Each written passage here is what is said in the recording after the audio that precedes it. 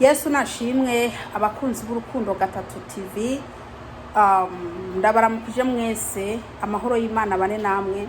Ndamukije abantu bose bumva ubutumwa bwiza, ndaramukije abantu bose muri ko muranyandikira mushaka kwihana Uwiteka Imana nabakomereza agakiza kanyu.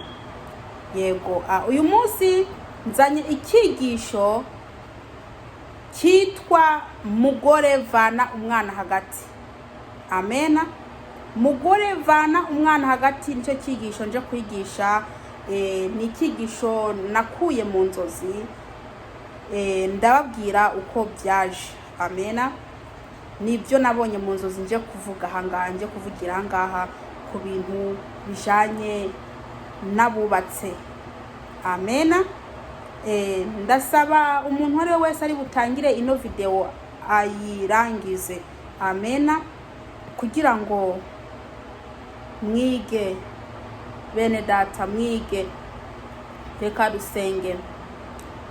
Uwiteka Mana Nyiringabo, ndagushima mwami kuyu mwanya ushikanyeho data ndi muzima. Mwami Yesu, uyu ni wa mwanya ngiye kuvuga ibyawe data. Uwiteka Mana Nyiringabo, ngiye gutanga ya message. Uwiteka kugira ngo banyene bayumvirize, ndiza neza ko babikora. Mana ndakwinginze undungikire umwuka wera kugira ngo anshigikire. Uwiteka Mana Nyiringabo, ndakwinginze undungikire umwuka wera kugira ngo data twese nasame na wavuge. Data twese ndirukanye shetani n'abadayimoni mu izina ryawe Yesu Kristo Munyanazareti. Ndakwinginze Uwiteka Mana Nyiringabo undungikire ijuru maze rinkikuze. Mwami Yesu, abantu bose agiye kumva buno butumwa, Mwami Yesu Kristo, Mwami bubagira akamaro, bahindure. Urakoze data twese, sabye nizeye kuvyumvishije mu izina ryawe Yesu Kristo. Amena. Ikiro ni ikigisho kitwa mugore vana umwana hagati. Mundwi ishize nabonye inzozi. Amena. Narose mbona abantu babiri. Mbona umugore n'umugabo baryamye ku buriri bwabo. Amena. Uwo mugore n'umugabo aho bari ku buriri, mbona hagati hari umwana. Hagati yabo hari umwana. Maze mbona umugabo nta kwidegembya afite ku mugore wiwe. Hanyuma njyewe ubwanjye mbona ndababwiye nti mugore vana uwo mwana hagati. Ndababwira ati vana uwo mwana hagati. Nariko ndabwira umugore. Hanyuma uwo mugore mbona afashe uwo mwana amuvanye hagati. Cyambona umugore yegereye umugabo wiwe, hanyuma mbona baranezerewe. Candakanguka. Rero bene data, mugore n'umugabo, iyi ni message yanyu. Iyo message icambwiye ko bariko barabikora, umugore n'umugabo baryamye, umugore agashira umwana hagati. Reka ndababwire bene data, mugore nibuzi ko ushira umwana hagati umugabo wawe, nawe muryamye n'umukure hagati. Urashobora kuba uvuga ngo n'umwana ushize hagati, ntumenye ko hari ibintu biri nyuma y'ibyo. Urashobora mu buryo bw'umubiri ukabona ko ari umwana aryamye hagati, ntumenye ko ari idayimoni rya gatanya riri nyuma y'ibyo. Ntubimenye kubera ko ushize umwana hagati aba ari ikimenyetso cyo kubatandukanya wewe n'umugabo. Kandi urazi ko shetani ntaganezezwa nuko umugore n'umugabo bakundanye. Iyo bakundanye aragerageza agashaka ukuntu yabatandukanya. Shitani akanyura mu mugore akiyumva ko umengo gushira umwana hagati atakibazo bitwaye. Nyabuneka gushira umwana hagati yawe n'umugabo ikibazo kiriho. Umugabo arashobora kwicecekera ntakuvugishe, ariko muri we mu mutima bimubabaza. Nta handi uzasanga umugabo aryamye areba ku ruhome, nta handi umugabo uzasanga agize iki, mbese yitunye, yigonze mu kuryama, amaguru yiwe yazamuye akayashikana hehe hano ugasakanwa, yitunye kabisa. Umugabo akaryama yizinze nk'umupine kubera ko ntago agororotse. Ikindi uzasanga umugabo ashatse gushira ukuboko ku mugore wiwe atabikoze kubera iki, umwana ari hagati. Uzasanga umugabo ashaka gushira ukuguru ku mugore wiwe ntabikore kubera iki, umwana ari hagati. Bagabo bagore muvane umwana hagati kugira ngo ntimuze mushire ikibazo hagati yawe n'umugabo. Urashobora kubona acecetse naho mu mutima wiwe yarababaye. Urashobora kubona acecetse naho arimwe aratekereza ibitekerezo bitari byiza kuri wewe. Ugasanga ari karatekereza ati mbese ni kubera ko umugore yafata umwana akamushira hagati. Ugasanga arimo aratekereza ibitekerezo bibi. Ni hahandi uzasanga nimba yaguhereza irasiyo ikwiye, ugaca usanga atangiye kugabanya rasiyo. Kubera iki? Byavuye hariya mu buriri. Byavuye hariya mu buriri. Iyo mushize umwana hagati aba ari ikimenyetso cyo kubatandukanya wewe n'umugabo wawe. Kandi nta kintu na kimwe gikwiye gutandukanya umugore n'umugabo. Abana baje babasangaho. Ugasanga cyangwa se abana bafite icyumba bararamwo. Nubwo mwaba murara mu cyumba kimwe mudafite ikindi cyumba cyo kubashiramwo, murabasasira ku rundi ruhande nka hariya bakaryama. Ariko abana ntushire umwana hagati yawe n'umugabo. Abagabo benshi ntago barimo baridegembya kubera ko umwana ari hagati. Kandi hari n'abagabo bamaze igihe kirekire batazi kwegerana we n'umugore wiwe. Ugasanga umugore ari hariya, umugabo ari hariya. Ugasanga umugabo yaritunye arebye hehe ku ruhome. Ugasanga umugore wewe aca yegereza umwana wiwe akagira iki, agafumbatira umwana wiwe. Urumva? Umugabo nimba akeneye umugore akabwira umugore kamukeneye, umugore agaca afata wa mwanya wo gufata umwana wiwe akamukura hagati.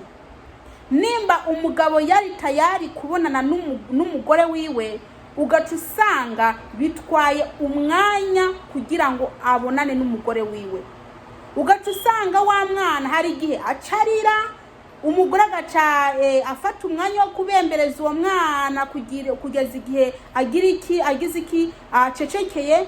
Agaca asanga wa mugabo wiwe uko yari tayari kubonana nawe biravuyemo kubera iki yatinze. Ibyo ngibyo bigatuma umugabo ababara. Mugore vana umwana hagati, nurebe aho umuryamika. Nimba ushaka ko umwana wawe muryama ku buriri bumwe, numushire ku ruhande, ariko ntumushire hagati yawe n'umugabo wawe. Kubera ko urimo urikururira ibibazo, urimo urikururira wewe ubwawe ibibazo bikomeye, wewe n'umugabo wawe, kandi ari we wabiteye. Niwe wabiteye. Ukazasanga nimba ari amavuta yaguhereza atangiye kuza ayareka. Cyangwa se ukazasanga nimba yataha kare aciye ahindura. Kubera iki? Nta mwidegembyo afite mu rugo rwiwe mu buriri. Waramwimye uburenganzira. Umugabo wawe afite uburenganzira bwo kukwegera. Umugabo wawe afite uburenganzira bwo gukorako. Umugabo wawe afite uburenganzira bwo kumva agahumuro k'umugore wiwe. Ariko ibyo byose warabimwimye, washize umwana hagati. Nimuvane umwana hagati bene data. Nimuvane umwana hagati. Amena. Nukuri nkaba ndikunda bwira abagore bose, nimba uzi ko ufata umwana ukamushira hagati wa mugore we, kura umwana hagati kugira ngo umugabo wawe anezerwe. Kura umwana hagati kugira umugabo wawe anezerwe. Naho ubundi uzasanga umugabo wawe yizinze nk'umupine. Kubera iki? Ntago yakuronse ngo agushireho ukuboko basida agupfumbatire. Ukazasanga umugabo wawe yafashe umusego akaba ari wafumbase kandi afite umugore hariya hirya. Umugore nawe mu kuryama yafumbatiye umwana, umugabo nawe yafumbatiye umusego. Kubera iki? Wamwimye uburenganzira. Nimugire iki rero? Nimwubake ingo zanyu zikomere. Muvaneho ikintu kiriko kiratuma urugo rwanyu rwosambuka. Bene data, uburi n'ugutwi niyumve icyo umwuka abwira itorero. Nimba wa mugore we uri umukristo, nubwo waba utari n'umukristo, vana umwana hagati. Vana umwana hagati. Ahangaha ndiko ndabwira bose. Ntabwo ndiko ndabwira abakristo gusa, ndiko ndabwira bose. Muvane abana hagati kugira ngo urugo rwanyu rwongere ugire iki? Rwongere rumere neza. Nimba umugabo wawe yari afite umujinya kubera ko wowe ufata umwana ukamushira hagati, yagushaka akabura ukuntu akuronka kubera umwana washize hagati, wowe ukaburi busy no kubembereza umwana ari kararira, nugira iki? Nuhinduke mama, nuhinduke rwose, nuhinduke. Reka ndakubwire, urakunda umwana wawe, ndabyumva. Umwana wawe uramukunda, ariko niwibuke ko uwo mwana yaje abasanga, kandi mumenye ko uwo mwana ari umwimbu Imana yabahaye. Rero mureke kugira iki? Mureke gusambura ingo zanyu. N'abagabo benshi babanye n'abagore babo uko nguko. Umugore yagize iki? Ashira umwana hagati. Uko abyaye ashira umwana hagati. Uko abyaye ashira umwana hagati. Hariho abagabo batazi kwegera abagore babo iyo baryamye.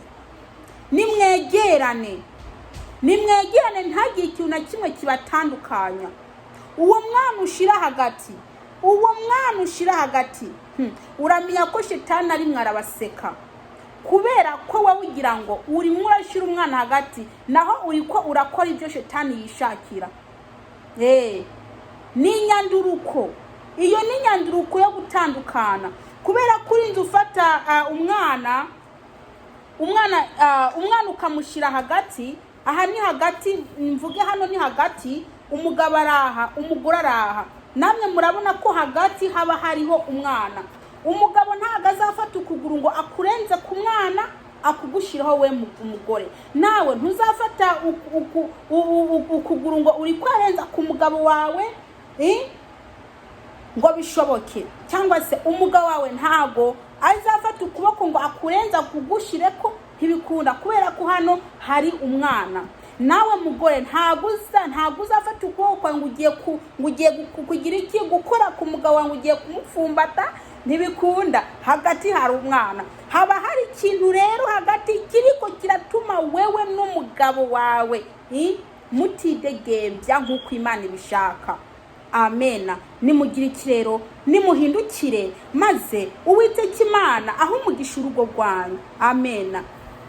Murashobora kubikora mugira ngo kweri uru n'urukundo, ndakunda umwana wanjye. Nyabuneka ntumenye kurigira nabi mu rugo rwawe. Umwana uvuga kukunda yaje abasangaho. kugira ngo aboneke wewe n'umugabo wawe, ni mwebwe mbese ntago nabivuga byinshi, kugira aboneke. Noneho n'umwimbu Imana yabahaye, none ni gute wowe uri kuratesha umugabo wawe agaciro ukamutisha umwana? Ugafata ku buryo ufata umwana ukamusha hagati, ukaba ufumbata umwana, usomagura umwana, mbese umugabo nawe areba ku ruhande yizinze nk'umupine kabisa.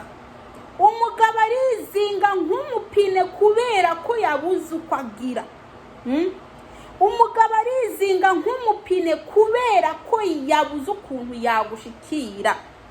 Umugabo arizinga nk'umupine kubera ko mbese uri kure yiwe hari umwana hagati. Bamama, umugore w'ubwenge arubaka urugo rwiwe akarukomeza, naho uw'igipfu ararusambuza amaboko yiwe abiri. Umugore w'igipfu asambuza urugo rw'amaboko yiwe abiri. Rero ntubu umugore w'igipfu, ahubwo b'umugore w'ubwenge. Mwibuke ko urugo ari ijuru rito. Mwibuke ko urugo ari ijuru rito. Ntimwemere ko urugo rwanyu rusambuka. Nyabuneka ntimwemere ko urugo rwanyu rusambuka. Bamama, vana umwana hagati. Ugira ngo uri kurakora neza, naho uri kurababaza Imana. Mu gihe umugabo wawe azari karitotombera mu mutima wiwe, uvuga ngo umugabo wanjye n'umukristo, niyo mpamvu uri kuramubabaza uko nguko, umenya ko Imana nayo iri mwirakureba nabi. Imana yiri kirabona ko umugabo wawe afite ibibazo mu mutima kubera wewe. Iyo Imana iri mwirabona ko umugabo wawe afite ingorane muri we, ari atekereza nabi kubera wewe, Imana ntinezerwa. Kura umwana hagati, unezeze umugabo wawe, umugabo wakwegere anezerewe, akwegere kabisa. Mbere uwo mwana mutaramuronka mwaregerana, mwarapfumbatirana. Umugabo yakushiraho ukuguru akagushiraho ukuboko. Ariko mu gihe waronse umwana wacugira iki? Umugabo wacumurutisha umwana. Ufata umwana ushira hagati, noneho umugabo asigari wenyene, kubera ko wewe mbese wafashe umwana wamukunze kabisa, wamurutishije se.